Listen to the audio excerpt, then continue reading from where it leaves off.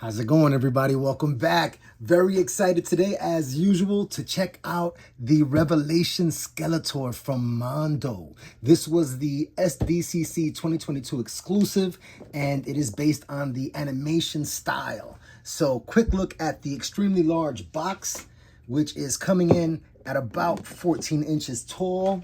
Take a quick look at the entire scale of the box.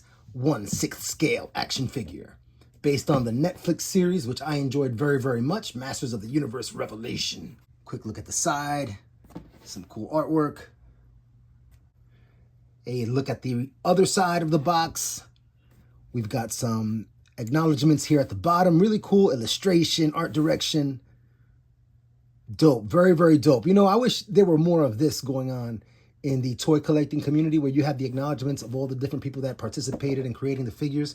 That would be really, really cool to have readily available for the average collector like myself. Dope, dope, dope graphic there. Some more artwork on the other side. There's a little magnetic sleeve that you can just open up. And on the inside, we have the figure. And on the other side of the sleeve, we have Castle Grayskull in purple. This thing is awesome. The other side is great for like a dio piece too, but I love this. We've got Skeletor. And let's get him out. Let's get him out. All right, quick look at Skeletor inside of the blister. Immediate impression with this guy out of the package. Wow, I love the color contrast going on here. And it just really struck immediately when I was checking him out. The different tones of blue, the different tones of purple, that one splash of that kind of like pink fuchsia color here in the center. It all just kind of like pops, and it looks really, really cool. The black marker accents to give that cell shaded effect, that cartoon animation effect. It's subtle in some places, but then very, very pronounced in others. And it just gives some really nice contrast.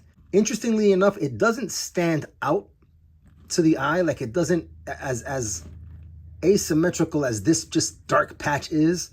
To me personally, it doesn't stand out as odd.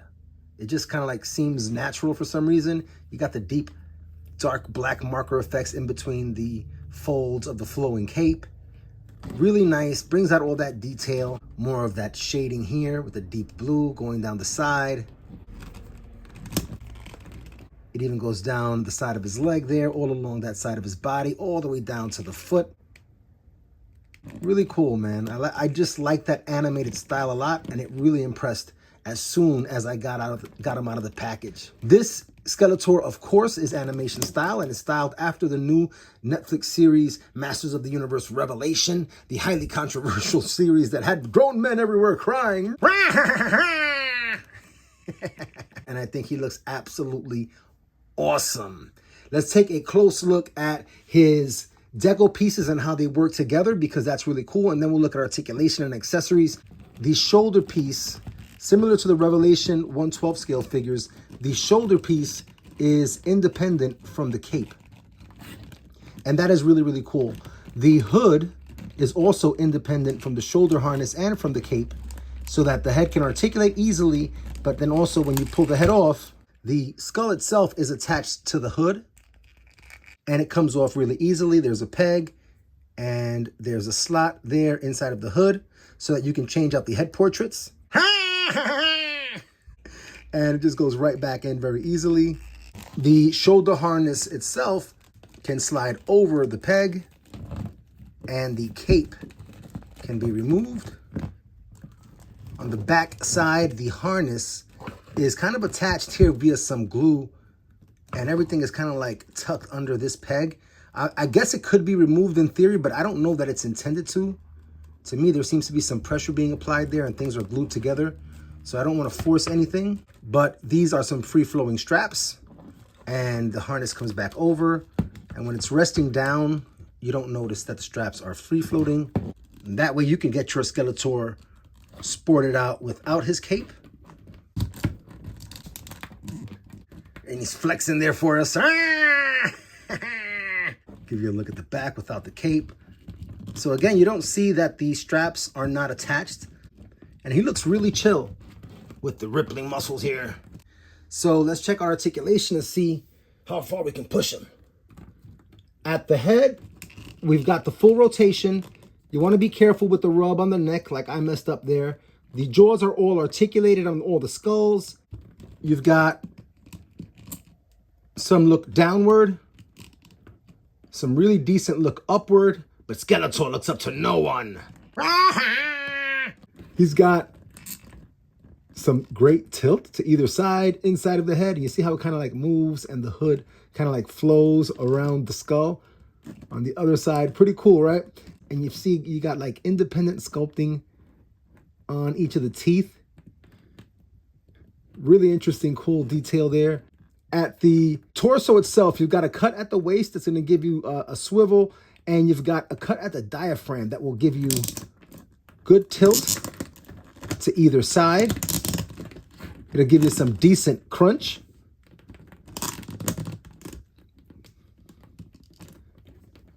Not so much back, but just a little bit of movement there. And you've got great twist between the diaphragm cut and the waist. And he can do all kind of rotation. The diaphragm cut is ratcheted. So you've got that extra support when you pose.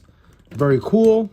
At the arms, you will get your full rotation. It's going to get caught a little bit in the armor, but since it's so soft over here, it'll just rotate right through. Very, very nice. You've got your swivel at the bicep, and you'll get full rotation there. Some nice shading detail here on the inside of the arm. Very nice. We'll get 90 degrees at each of the shoulders, and the shoulders do also swivel for you. Very, very nice. Skeletor does have pinless double jointed elbows, and he can flex. I can't stop doing it. So really cool articulation up at the top and really functional. All the lines and the sculpts in the muscles seem to really flow. Really well done. A look at the arms from the front.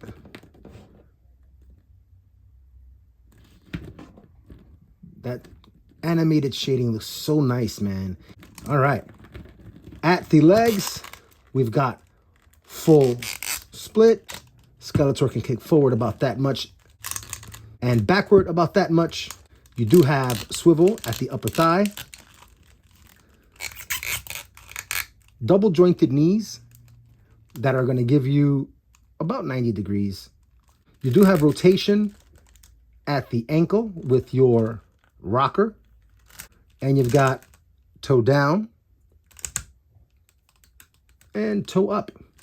So he's a big guy, but he does have basically standard dynamic articulation for your general typical action figure.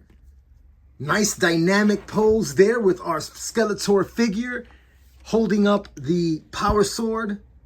I, Skeletor, have the power! Or something like that. He looks great, man. This is a stunning looking action figure. And thanks to his ginormous clawed feet, he has some really good balance. So he is holding that really heavy Havoc staff. It is really skull heavy on that side of the staff. And he is holding it up no problem. The power sword is squeezed tightly in this hand, so it doesn't wobble around. So that is really, really awesome. And he just looks great, man. And a look from this side. And just one more look from this side. Super duper cool. We'll segue right into his accessories. And I'm really impressed that he's just kind of like way balanced out right there. The Havoc staff does have the bottom portion of it that is removable.